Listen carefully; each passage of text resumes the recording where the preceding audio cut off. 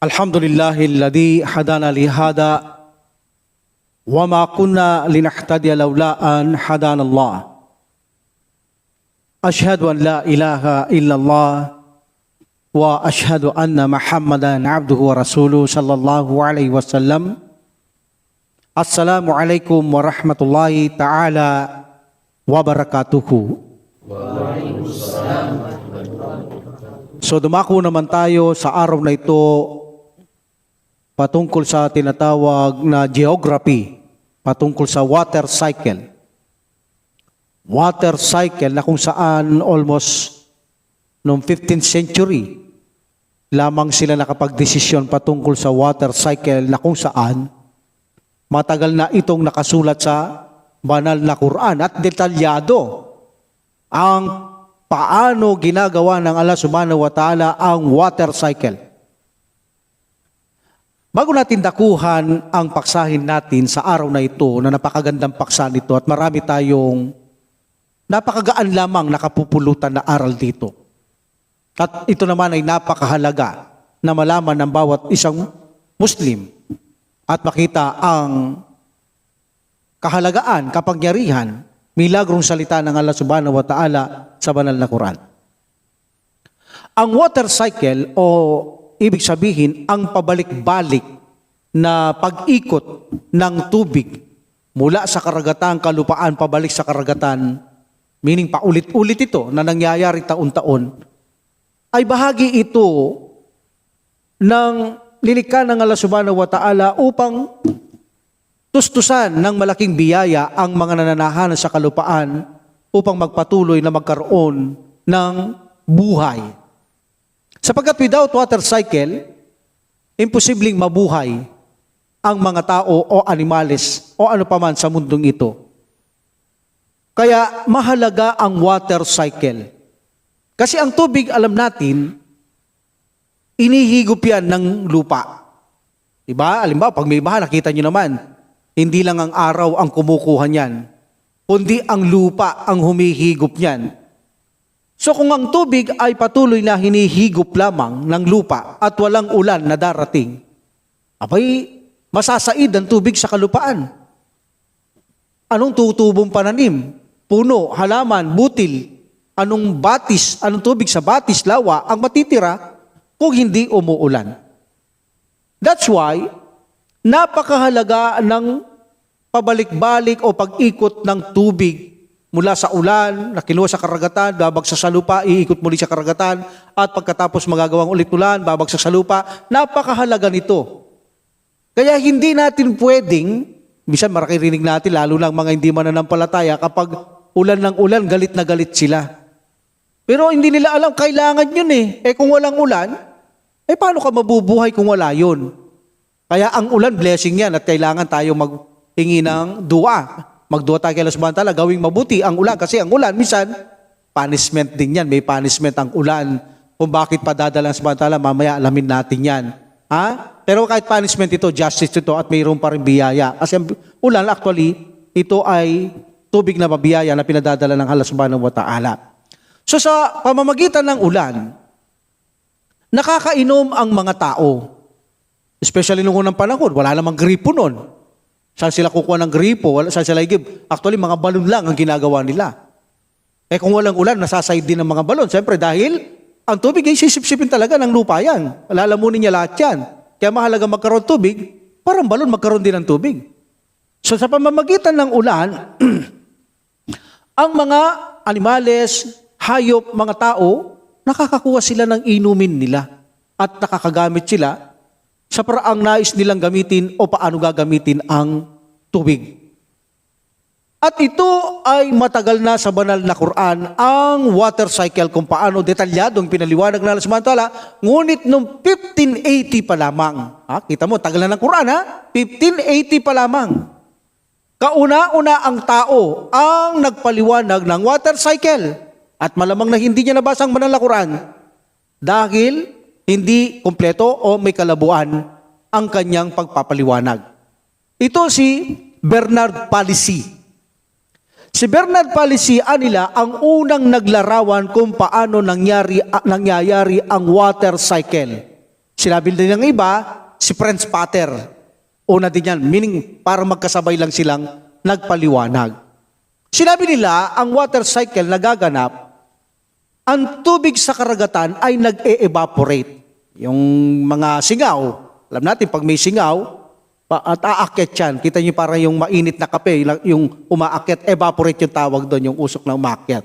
So may ang tubig doon sa karagatan, maaaring ang singaw ang nag-e-evaporate. Okay? So ito ang singaw na sinasabi. At nagiging malamig. At naguhugis ulap. Aakyat, nagiging malamig, at naguhugis ulap. At ang ulap ay gagalaw tungo sa lugar kung saan dito ay uulan. At magbibigay ng tubig ang ulan ito kapakinabangan sa mga tao. Ganun lang. Napakalabo nga naman paliwanag ito. Hindi mo man maintindihan kung paano niya yung sinabi, paano lumamig, paano nabuo ang ulap. Hindi nila kayang paliwanag. Pero at least alam nila kung saan nanggagaling ang tubig ulan sa karagatan nga naman. Pero nga lamang, ang kanilang kapaliwanagan ay talagang tunay na sobrang kalabuhan. Na kung saan, maramang nung malaman nila o mabasa ang banal na Quran, marami ang mga nagre-research sa patungkol sa water cycle ang humanga. Talagang napahanga sila sa banal na Quran dahil detalyado ang water cycle sa banal na Quran. At kanila itong pinag-aralan, akmang-akma, in our modern science, ito ay akma at tama ang Quran, 100%, kaya naman napahanga sila sa banal na Quran. Binigyan sila ng idea ng banal na Quran kung paano ang tamang konsepto o proseso ng water cycle. At dahil dito, ay napadali nilang naipaliwanag kung paanong nagaganap ang water cycle. Because of the Quran, detalyadong inilaad ng Allah subhanahu wa ta'ala kung paano niya ginagawa ang water cycle. Paano magkakaroon ng ulap, paano magkakaroon ng ulan, detalyado sa Quran. Paano lilitaw yung ulap, paano lilitaw yung ulan, detalyado. Sa susunod, tapikin natin yung kulog at kidlat. Well, hindi ko sinama dito ang kulog at kidlat. Okay? So paano nga ba nila ito pinaliwanag? Sa tulong ng banal na Quran, ay napadali ang pagpapaliwanag nila. Una, sa banal na Quran, sinabi muna ng Allah subhanahu wa ta'ala, in chapter 7, verse 57, A'udhu billahi minash shaitanir rajim, Bismillahirrahmanirrahim, wa huwa alladhi yursilu riyaha bushra bayna yada rahmatihi hatta hida akallat sahaban sikala. And then Allah subhanahu wa ta'ala said, suknahu li baladin mayyit. Importante ito. Okay? Paanzalna bihil ma'a fa'akhrajana bihi min kullit samarat kadalika nukhrijul mauta la'allakum tadakkarun. Sabi ng Allah subhanahu wa ta'ala sa ayang ito, at siya ang nagpadala ng hangin. Okay? Hangin. Remember, ito muna. Bilang pagpapahayag ng mabuting balita sa harapan ng kanyang habag. Habang ito, ang hangin ay nakakabuo at nakakapagdala ng mabigat na ulap na nagagalap dahil sa hangin. At amin itong ipinapadpad sa isang walang buhay o tigang na lupa. Okay? Ulap. May tubig na yan. Okay? Tigang na lupa. Ipapadpad dyan ng Allah subhanahu wa ta'ala kung saan niya gustong ibuhos ang ulan.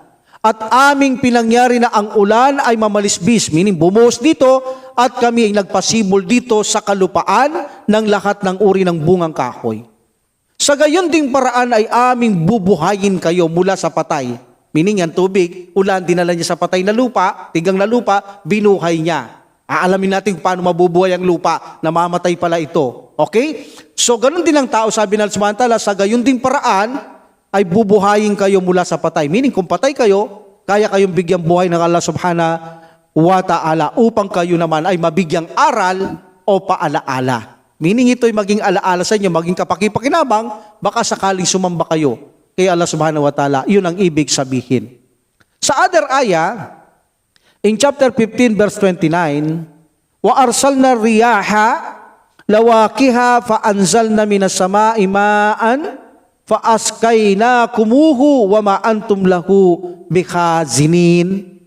At ipinadala namin ng hangin na naman, hangin at nagtanim ng tubig sa ulap. Yan na, detalyado. Nagtanim ng tubig sa ulap, kaya't aming inibinuhos mula sa alapapang ulan at ibinigay ito sa inyo bilang inumin at hindi kayo ang nagmamay-ari ng kanilang pinagkukunan. Meaning, wala tayong karapatan o kapangyarihan magbigay ng ulan maliban sa nanaisin ng Allah subhanahu wa ta'ala o pagkaitan ng ulan. Siya lang ang may karapatan ng Allah subhanahu wa ta'ala.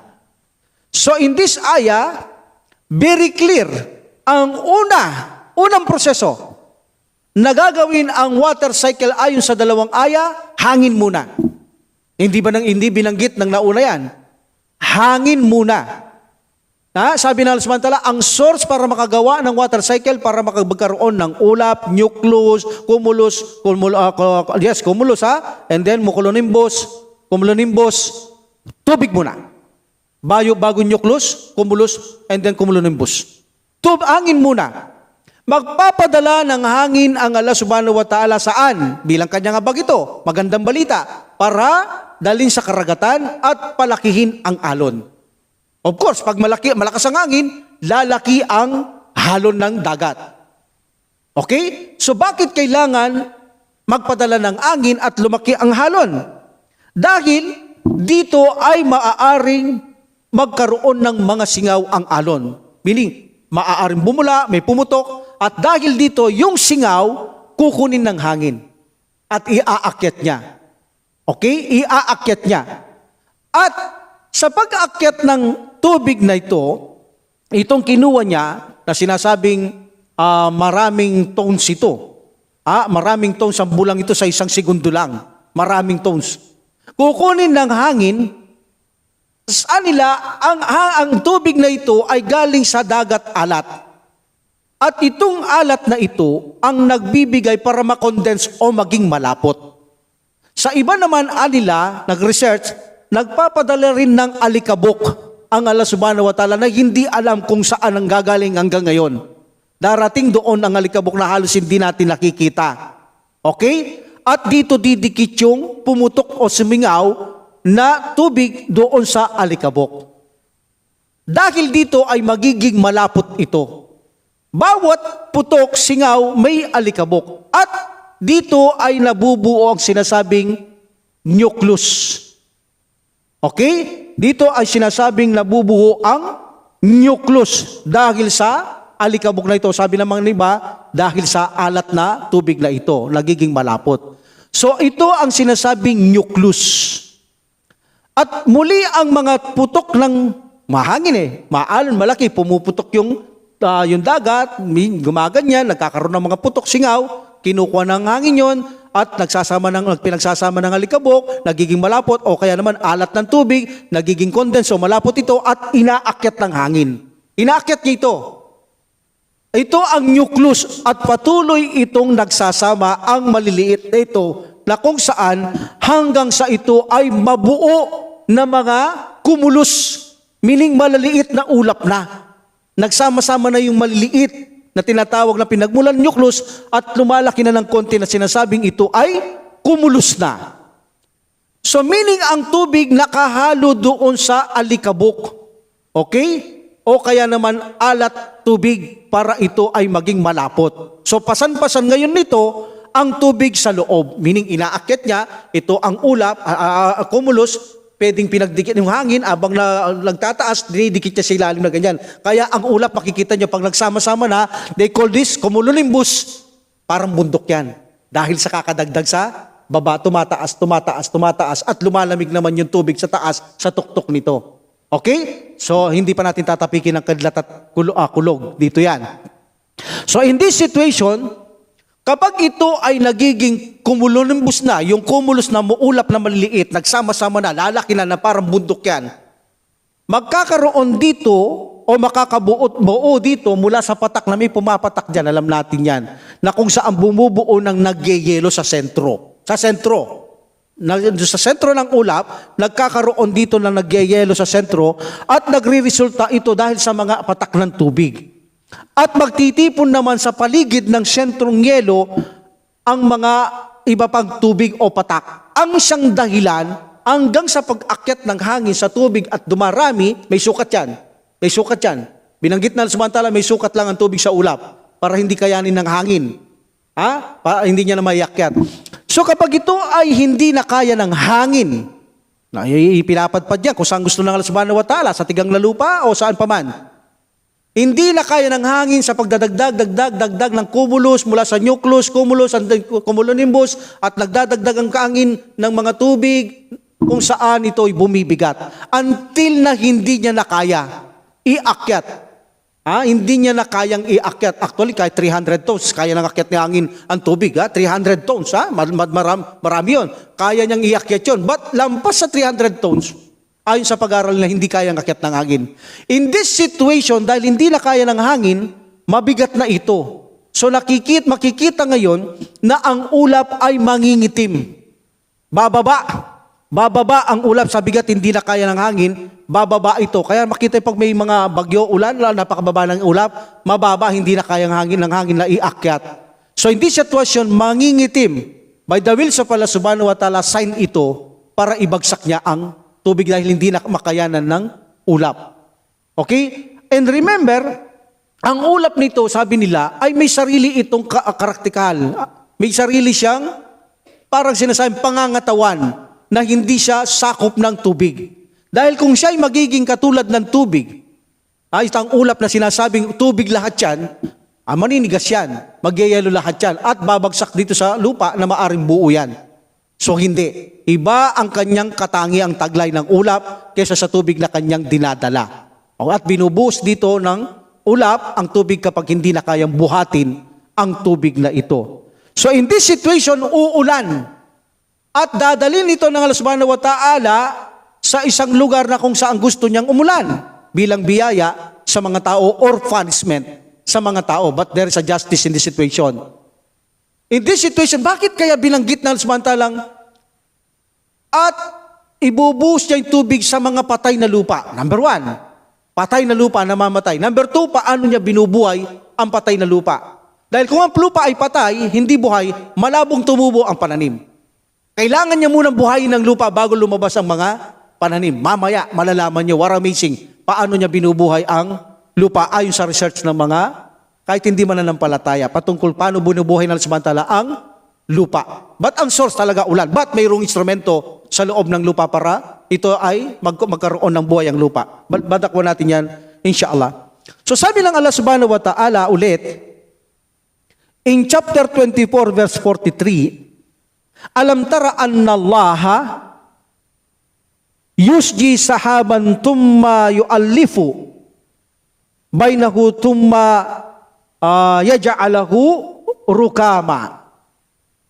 Pataral wadqa yakhruju min kilalihi wa yunazzilu minas sama'i min jibalin fiha min baradin fayusibu bih. So ang sabi ng Allah subhanahu wa ta'ala, hindi ba ninyo napagmasdan na si Allah subhanahu wa ta'ala ang nagpa-usad ng mga ulap? Sino nagpa-usad? Ang Allah subhanahu wa ta'ala. Ang instrumento? Hangin. Hindi naman pa itulad ng subhanahu wa ta'ala, hindi naman uusad yan without hangin. Kaya ang Allah subhanahu wa ta'ala ang nagpa-usad because of His permission ng malumanay. Makikita nyo detalyado hindi mabilis yung ulap, malumanay niyang pinauusad yan Okay, pinauusad niyang malumanay. At alam natin, tumataas abang ito'y nagbubuong cumulonimbus, tumataas pa yan hanggat kayang itaas ng hangin. Bababa lang yan pag di na kaya para uulan. Okay? Alhamdulillah. So malumanay niyang itinataas at ang ulap. At pinagsasama-sama niya ito. Ayan pinagsasama-sama niya ito at ginawa niya itong isang bunton. Ayan, yung sinabi ko, parang bundok. Bunton, kasi pagdaragdag, tumataas, nagiging parang bundok. Kaya makikita niyo yung ulap, para silang bundok. Detalyado yan. Ang Allah subhanahu inahakyat niya ng hangin, ang mga ulap dahil sa hangin, and then ito yung sinasabing mga nucleus, cumulus, and then cumulonimbus, pinagsasama-sama na niya. Hanggang ito ay maging bunton. Bunton, ibig sabihin parang bundok. Ang sinasabi dito ng subhanahu wa ta'ala, at inyong mapamagmasdan na ang ulan ay mamamalisbis mula sa ulap, mula dito. Sabi ng Allah subhanahu wa ta'ala, saan? Sa loob nito. Yan ang linaw ng dalil. Na ang ulap ay hindi ito katulad ng tubig. Ito ang nagdadala ng tubig at ang tubig lalabas sa loob ng ulap. Sabi ng Allah subhanahu wa ta'ala, at kanyang ipapanaog mula sa ulap ang katulad ng isang laki ng bundok ng ulan. Bundok na ulan. At ibibuhos niya ito sa sino mang kanyang maibigan at maglalayo sa sino mang kanyang naisin. Meaning, may yasya'u, may ya'rifuhu, may yasya.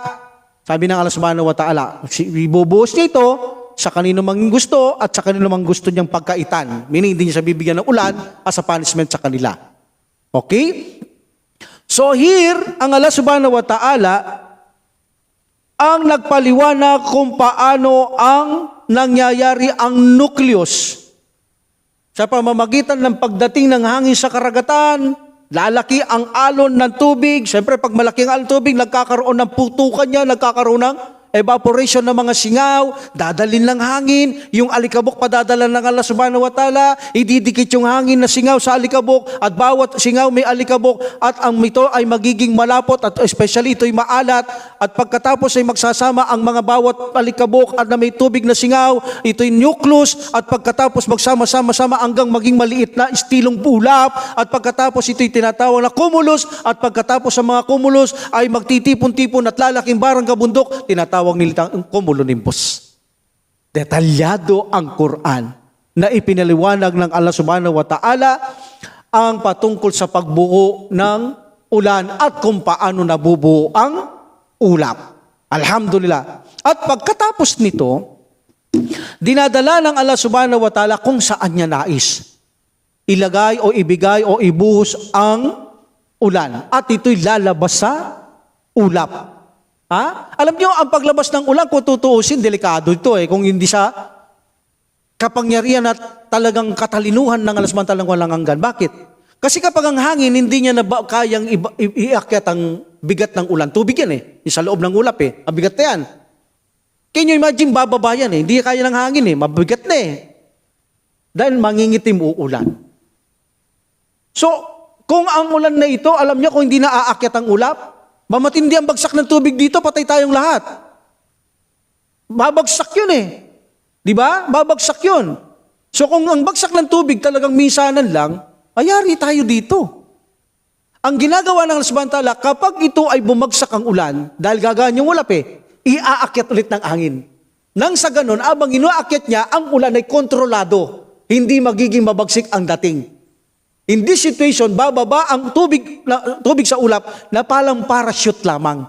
Dahan-dahan na bababa. Because of pag-aakyat muli ng ulap, lumalayo ang ulap sa kalupaan. Kaya kung hindi tataas yan, subhanallah, mabagsik ang ulan, mababa ang ulap. Kaya sa kapangyarihan ng subhanahu wa ta'ala, dahil ang ulap ay magbabawas ng tubig, aakyat naman siya dahil sa angin kaya niya na namang iakyat. At pagkatapos ang ulan ay nakokontrol na parang parachute lamang na bumabagsak sa tao. Alhamdulillah. So in this situation, ayon sa ayang ito, ang ulap ay may sariling partikular na komposisyon. Yun sinasabi ko, may sarili siyang komposisyon. Hindi siya tubig. Na sinasabi ng ulap ay tubig lahat yan. Kapag nangitim bubo siya, di nagyelo lahat yan. Di bumagsak sa atin yan kapag gaganon, yelo yan.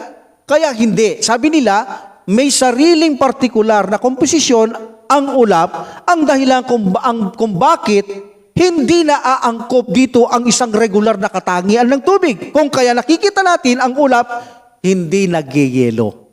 Tubig lang ang nagyeyelo. Doon sa sentro niya at sa paligid nito'y may tubig. So nagyeyelo sa loob ng ulap ang tubig, hindi ang ulap. At hindi babagsak sa lupa ang ulap, kundi yung tubig na kanya lamang dala-dala ang babagsak. Now, we know kung paano nabuo ang ulap at ang ulan. At itong tubig na ito, ibinuhos mula sa ulap, ito ay may sukat. Yan sinasabi natin, may sukat yan. Hindi na nga kaya ng hangin Pag dumating yung hanggan ng sukat sa ulap, baga bundok na ulap, hindi na kaya ng hangin. May sukat kasi, ang tubig sa ulap para ito hindi na kayang iakyat ng angin at kapag dumating na yung sukat na yan, ibubuhos na yan ng Allah subhanahu wa ta'ala kung saan niya gusto. So meaning mayroong sukat o takdang sukat ang tubig sa ulap na inaakyat ng hangin. Sabi ng Allah subhanahu wa ta'ala in chapter 43 verse 11, وَالَّذِي نَزَّلَ مِنَ السَّمَاءِ مَاءً بِقَدَرٍ. We know the meaning of qadar is measure. One of the meaning of qadar is measure. Siya ang nagpamalisbis ng ulan sa alapaap sa ganap na sukat. Kaya may sukat. Ito rin pinag-aralan din nila ito, ha? Ang Quran sinabi niya may ganap na sukat pala ang bigat ng tubig sa ulap para hindi makaya nangangakyat at para umulan. Anong sinabi nila? Ang sukat na kanilang pinag-aralan, 300,000 tons. 300,000 tons. Anila? Ang sukat ng tubig sa ulan para hindi makaya na nangangakyat at kailangan ibagsak sa kalupaan. Allahu Akbar. Saan nila nalaman yung 300,000 tons? Estimation. Pero dahil sa Quran, sinabi ng Quran na may sukat ang tubig sa ulap. Hindi lalampas sa kanyang sukat. Kapag dumating ang sukat, ito ay babagsak. Alhamdulillah. That's why, noong panahon ni Noah, alayhisalam, pinalubog. Napakalalim. Hindi 300,000 tons yan. Aba, baka kahit milyong tinulada, meron yan. Kasi pati bundok almost lumubog na. Pero saan galing yung ulan na yun? Kung may sukat ang tubig sa ulap. Ito yung sinabi nating nakaraan na ang mga kalangitan ay mayroong pintuhan. Dahil ang tubig kay Noah alayhis salam hindi na sa ulap nang gagaling. Yung una lang. Nung ubos na yon, palinis na sa taas, wala nang ulap. Tubig naman, meron pa rin dumarating, daling yan sa paraiso sa Al-Kautar. At ang pintuan ng mga kalangitan ay binuksan at doon bumadaan yung tubig sa mga pintuan ng kalangitan. That is the proof na may pintuan ng kalangitan dahil ang tubig na ito ay nanggaling sa paraiso at hindi na sa ulap. Bakit? Ay napakalalim na tubig sa kay Noah alayhis salam. Hindi kaya ng ulap yun. Hindi kayang pasanin ng ulap yun. May sukat lang siya. Hindi niya kaya ang ganong sukat. That's why napakalinaw sa panahon ni Noah alayhis salam nang pinulubog ng Allah subhanahu wa ta'ala ang lugar na yaan ay galing sa paraiso ang tubig sa Al-Kautar at dumadaan sa kalangitan na binuksan ang mga pintuan para tumuloy doon sa lugar ni Noah alayhis salam. Alhamdulillah. So sa Quran, binanggit na ito ay may sukat at pinag-aralan nila na may sukat nga ang tubig para hindi makayanan ng hangin na akyat at mangitim ang ulap at ibagsak itong ulan na ito mula sa ulap. Alhamdulillah. At muli, pagbagsak nito sa lupa, magkakaroon na ngayon ng tubig. Mga batis, mga bukal, may iinumin na yung mga tao, ay sa takdang sukat ng mga ito, mga kailangan ng tao, at muli ay lalamunin ng lupa. Diba? Binaha tayo, kitang-kita nyo naman, linalamon yan ng lupa. Sisipsipin ng lupa, sasipsipin ng lupa. Wala ng tubig ngayon. Yung lupa, patuloy niya sinisipsip yan. Patuloy niya sinisipsip at ibabalik niya sa dagat. Ibabalik niya sa dagat. That's why they call this water cycle. Tubig na paikot-ikot. Then pagkatapos, pagbalik sa dagat, padadalang hangin ng Allah subhanahu wa ta'ala, bubuo ng nucleus, cumulonimbus, and then ipapatpad ng Allah subhanahu wa ta'ala, ito kung saan dapat umulan, babagsak ito, pagkatapos lalamunin ng lupa, babalik sa dagat, then bubuo ng ulan ng Allah subhanahu wa ta'ala, then babagsak sa lupa, then babalik sa dagat. That is a water cycle.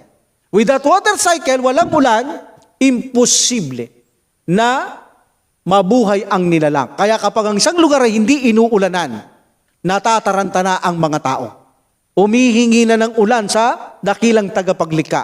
Kapag ito ay nagkaroon ng tagtuyot, subhanallah. Like in the time of Yusuf alayhis salam, 7 years na tagtuyot, subhanallah, na maraming nasalanta, nangamatay ng mga animales, tao because without rain. Kaya walang ulan, hindi tatagal ang mga nilalang. Pero dahil sa blessing na ito, ang ulan, paulit-ulit na water cycle, alhamdulillah, ay patuloy na natutustusan ng tao, hayop, animales, sa pangangailangang inumin para sa mga tao at iba pang pangangailangan. Isda, kung wala naman tubig, paano mabubuhay ang isda? Isda, may tubig, may pagkain tayo. Kaya maraki ang pakinabang ng ulan. At itong ulan na ito ay dalisay. Dalisay ang ulan. Sabihin natin may alikabok. Sabi mo may alikabok. Sabi mo may alat. Pwedeng tahuryan, tahir. Yes.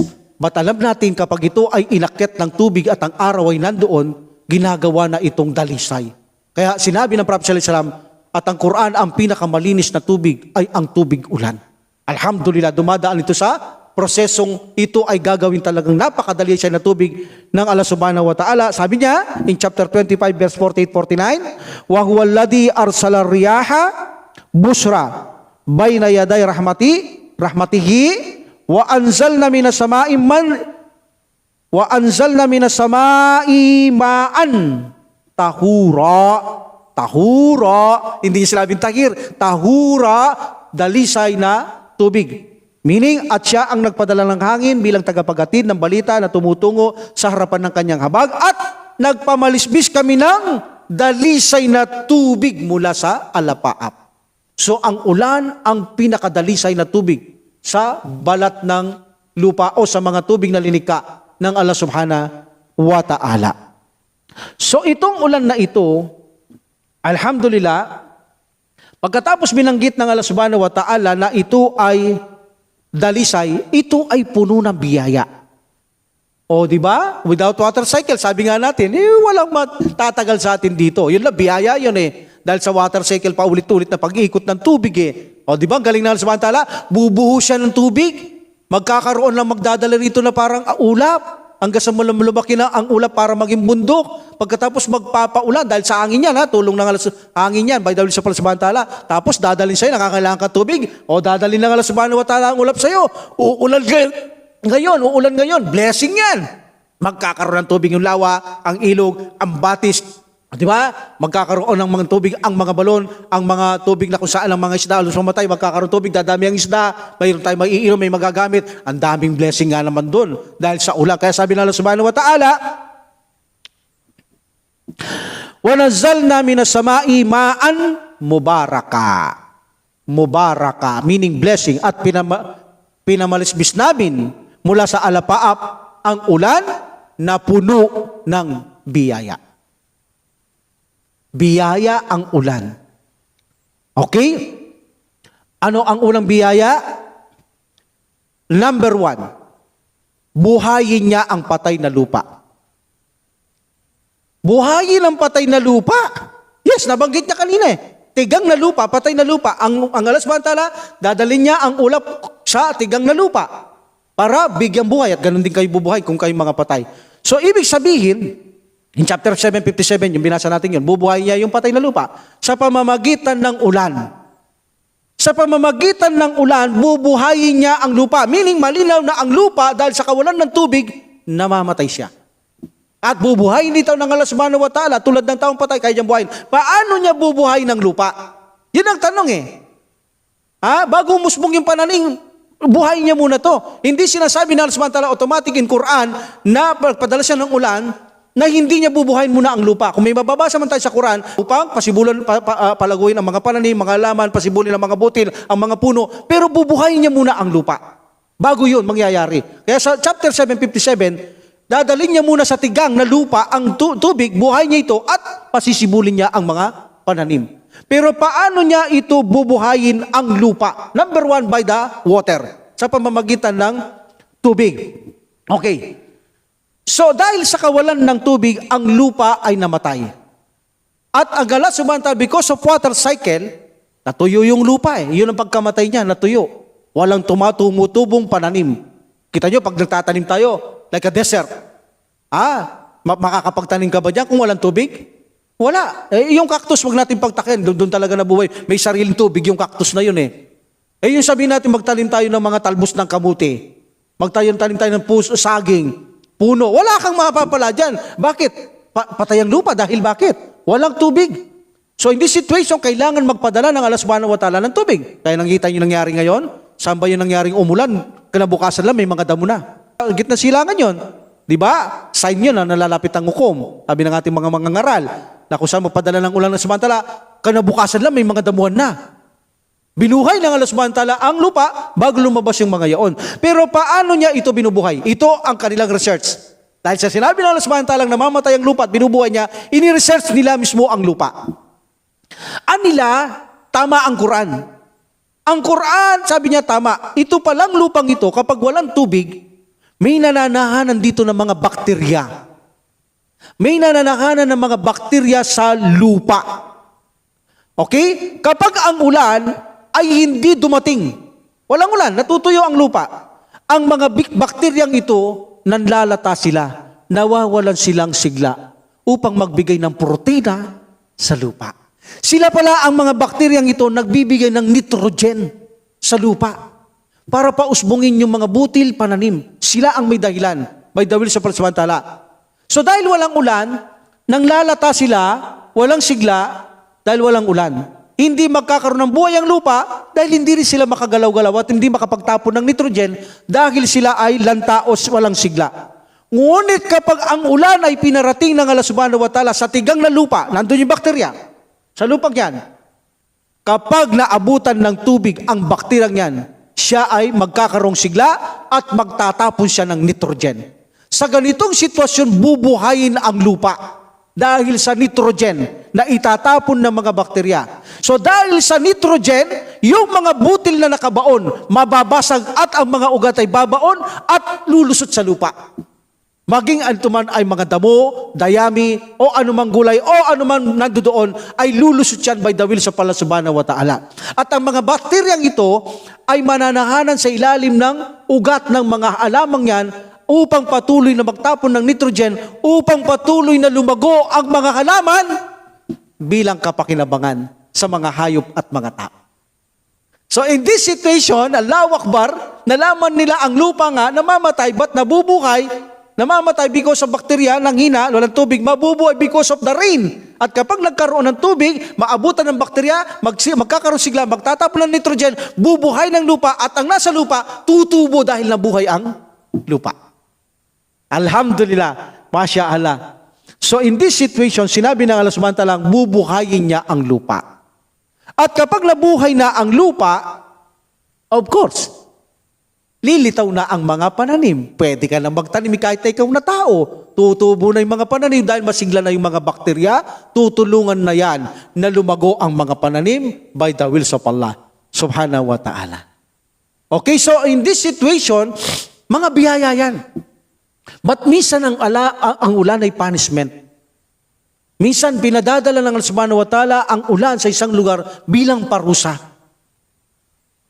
Katulad ni Noah, sinabi natin, biyaya ba yun? Punishment, talagang pinatay lahat sila ng Allah subhanahu wa ta'ala, yung lahat na hindi sumama kay Noah alayhi salam. O nasaan ang biyaya doon? Sabi natin ang ulan, biyaya, tapos pumatay. Nasaan ang biyaya? Yes, alam natin ang pumatay sa atin, para sa atin masama. Pero alam natin kung ang pumatay ay makatarungan ay hindi masama. Even na dito. Ang pumatay kapag makatarungan, hindi masama. Ano ibig sabihin? Bakit pinatay ng Allah subhanahu wa ta'ala ang tao? Dahil makasalanan. At kapag ba ikaw ay pinarusahan dahil makasalanan ka, ito ba hindi makatarungan? Makatarungan. So pumatay siya ang Allah subhanahu wa ta'ala mga tao na makatarungan dahil sila ay gumagawa ng karumaldumal na kasalanan. Ayaw nilang sambahin ang pinakakarumaldumal na kasalanan, ayaw nilang sambahin ang Allah subhanahu wa ta'ala. Inna syirka ladulmul adim. Yan ang pinaka-karumaldumal na kasalanan. Ang malaking kasalanan na binigay ng lahat ng Allah subhanahu wa ta'ala ang kailangan tao, lilikha sila, binuhay sila, binigay ang lahat ng kailangan, pagkatapos sasamba sila maliban kay Allah subhanahu wa ta'ala. At inanyayaan sila ni Noah alayhi salam na sambahin ng Allah subhanahu wa ta'ala, pinagtawanan, gustong saktan si Noah, itinaboy hanggang sa mamundok si Noah alayhi salam. So hindi na sinambang ng Allah subhanahu wa ta'ala. Gayong parusahan sila ng Allah subhanahu wa ta'ala, hindi ba yun makatarungan? Even na sa mundo pumatay ka nga lang ng tao dito, pag kinulong ka dito, sasabihin ba ng nanay niya, tatay niya, hindi makatarungan yan. Hindi. Walang tao ang nagsabi na pumatay siya at pagkatapos ikukulong na sinabi niya, hindi makatarungan yan. Alam niya makatarungan yan, dapat lang siyang parusahan. That's why, ang Allah subhanahu wa ta'ala, kung pinatay niya man sa panahon ni Noah alayhi salam ang mga tao ay manampalatay sa kanya, dahil sa kanilang karumaldumal na kasalanan na ginagawa. At bago naman ginawa ng Allah subhanahu wa ta'ala yun, binalaan sila. Pinasabi niya kay Noah alayhi salam na sambahin nila ang Allah subhanahu wa ta'ala. Pag sinamba nila ay hindi niya malilipted. Hindi niya sila paparusahan ng pagkakaroon ng malaking baha. Pero pag hindi nila ginawa, paparusahan sila. Binigyan pa sila ng warning ng Allah subhanahu wa ta'ala sa pamamagitan ni Noah alayhi salam. Pero nasaan ang biyaya? Nasaan ang biyaya doon? Nagpadala ng malaking ulan, pumatay ng mga tao. Alam natin yung pumatay ng Allah subhanahu wa ta'ala doon, justice yun dahil makasalanan sila. Pero nasaan ang biyaya? Ang biyaya dito ay huwag nating tularan ang mga taong ayaw sumamba kay Allah subhanahu wa ta'ala dahil paparusahan kanya. Pero kung ikaw ay sasamba sa kanya, ang biyaya doon ay aral ito. Aral ito. Kung huwag mong tutularan ng mga taong to, sambahin mo Allah subhanahu wa ta'ala, ang malaking biyaya naman gayon. Paraiso ang naghihintay sa iyo. Dahil sa magandang halimbawa na yaan, at narinig mo sa iyong pandinig, ang paglubog ng, alam natin, mga tao, alam nila yan, ito'y punishment sa tagapaglikha. Kaya kung gagawin mo itong, gamitin mo ang malinaw mong pag-isip, hindi mo sila gagayain. Yun ang benepisyo doon. Yun ang biyaya doon. Hindi ko kayo gagayain. Sasambahin ko ito para hindi niya kaparusaan. Ang biyaya ngayon ay naghihintay sa iyong paraiso. Justice talagang biyaya, makatarong kahit pumarusa ng Allah subhanahu wa ta'ala, ito ay mayroon pa ring biyaya. Dahil ang lahat ng linikha ng subhanahu wa ta'ala ay mabuti. O sabihin na natin, ang flood, baha, nasaan ang biyaya? Bumaha, ang mga tao na pinsala, lumubog ang bahay, ang nagka-perwisyo-perwisyo, na meron. Lumubog lang ang bahay mo. Itinaas mo lang ang kaparadol mo, ang television mo. Pansamantala lang kayo natulog o hindi nakatulog ng mabuti dahil nakaakyat kayo, nakapatong lang kayo sa kama o sa bangko, etc. Pansamantala lang. Pero yung environment mo, na sana ang mga anak mo ay magkakaroon ng matinding sakit because na maruming environment, kapaligiran, lininis ng Allah subhanahu wa ta'ala. Dahil dito ay pinangalagaan niyang tao na huwag ka silang magkaroon ng sakit. Bigyan sila ng magandang klima, magandang environment na sinisigot nila ang hangin na napakaluwag sa kanang dibdib, malayo sa sakit. Ayaw mo nun? Kung sabihin ng Allah subhanahu wa ta'ala, ipalulubog ko muna pansamantalang 1 linggo ang baryo ninyo, pero ang kapalit 1 taon walang magkakasakit sa mga anak nyo. Ano sasagot mo? Abay, gusto mo. Di ba? Gusto mo. Ayaw ng mga tao. Yan, may dengue. Kung linilinis siya ng Allah subhanahu wa ta'ala, walang dengue. Di ba? Ganun yan eh. Yung mga dengue, alam natin, kalat ngayon. Pag may umulan, lilinisin nyo ng Allah subhanahu wa ta'ala, sino madedengue? Wala. Kung ayaw mo palinis yan, patuloy ang dengue. That's why may biyaya kahit may flood. Kahit may flood, tingin ng tao na ito ay masama sa kanya, yun ay tingin niya lamang dahil sa hindi nila nauunawahan. O sabi nila, paano naman yun namatay yung mga halaga namin, mga animalis namin dahil sa mga baha? O paano naman yun? Sabi niya, simple lang. Magsabar ka lang. May biyaya ka kay Allah subhanahu wa ta'ala. Magtimpi ka lang. Gusto yun ng Allah subhanahu wa ta'ala. Pinatay niya, susubukan ka niya. Kapag nagtimpi ka, mapapalapit ka kay Allah subhanahu wa ta'ala. Patatawarin ka Allah subhanahu wa ta'ala. Kahahabagan ka niya. Hanggang mamatay ka, makapasok ka sa paraiso. Kambing lang yun. Tupa lang yun. Ayaw mo yun? Sinubukan ka lang na ganun kasimple para lamang makapasok ka sa paraiso. Ayaw mo yun? Kaya kung naiintindihan mo ang pagdating ng ulan at nagbigay ng pinsala sa inakala mong hindi maganda, hindi, biyaya yun kung talagang iisipin mo, talamong Islam, biyaya yan ng Allah subhanahu wa ta'ala. But sometimes alam natin ito ay punishment din. But may justice at may biyaya pa rin. Kaya ang Prophet sallallahu alaihi wasallam, kapag nagduduway ng ulan, kaya Allah subhanahu wa ta'ala, o umulan, sinasabi niya, gawin mo mabiyaya sa amin ng ulan at huwag parusa. Minsan talagang malinaw na ang ulan ginagamit din pang punishment ng Allah subhanahu wa ta'ala. So in this situation, alhamdulillah, malinaw na ang ulan ay biyaya. At sometimes ay pinagpaparusa ng Allah subhanahu wa ta'ala. But there's a justice at mayroon pa rin biyaya, hindi nawawala. Now, ang tanong, dalas. May mga tao talagang ayaw magpasalamat kay Allah subhanahu wa ta'ala. Bakit kaya sila hindi nagiging mapagpasalamat? Sinabi ng Allah subhanahu wa ta'ala, napakagandang ayan ito. Sabi niya, Kul ara'aytum in asbaha ma'ukum gauran, pamayatikum bima'im ma'in. Sabi niya, sabihin mo nga Muhammad sa mga tao, na pag-aakala ba ninyo na kung ang tubig sa kalupaan, masaid.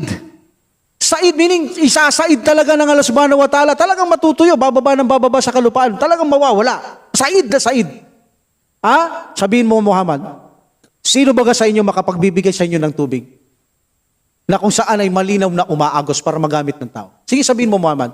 Kapag hindi na nagbigay ng ulan samantala, walang water cycle, pinasaid niya yung tubig. Sabihin mo Muhammad, sino magbibigay ng tubig ng ulan sa kanila? Meron ba? Bakit ang mga tao ay ayaw maging mapagpasalamat? Paano hindi sila paparusahan ng Allah subhanahu wa ta'ala? Kapag pinarusahan sila ng subhanahu wa ta'ala sa ganitong sitwasyon, na maging makasalanan, sumuway, ayaw sambahin, ito ba'y hindi makatarungan? Makatarungan. Na kapag sila'y pinarusahan ng Allah subhanahu wa ta'ala, makatarungan. O sabi nila, paano yung landslide? Brother, Imam Saleh, landslide. Yung ulan, yung bundok, nagkaroon ng landslide, tinabunan ng Allah subhanahu wa ta'ala ang mga bahay, pinatay yung mga bata, matanda, namatay, babae, lalaki. Nasaan ang biyaya? Ang biyaya dito, kung ang mga namatay matanda, ay mga kufar, pinarusahan sila ng Allah subhanahu wa ta'ala. Bakit? Dahil sa kanilang kasalanan ayaw pagsamba kay Allah subhanahu wa ta'ala. At yan ay makatarungan. Ang biyaya, huwag mo silang tilaran para hindi ka parusahan ng Allah subhanahu wa ta'ala. Yung mga bata naman, ang mga bata, pinatay sila ng subhanahu wa ta'ala, ang Allah subhanahu wa ta'ala higit nakakalam. May posibilidad na ayaw niya silang maimpyerno.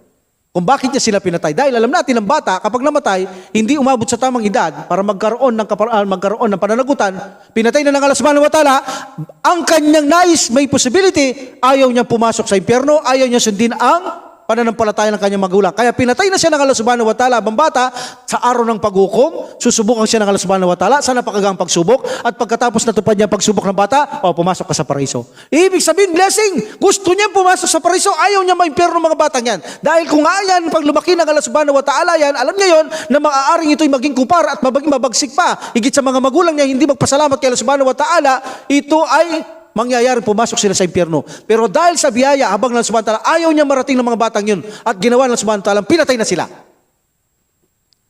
Para sila ay magkaroon ng chance ang pumasok sa paraiso. Kung Muslim naman, they are martyrs. Di ba?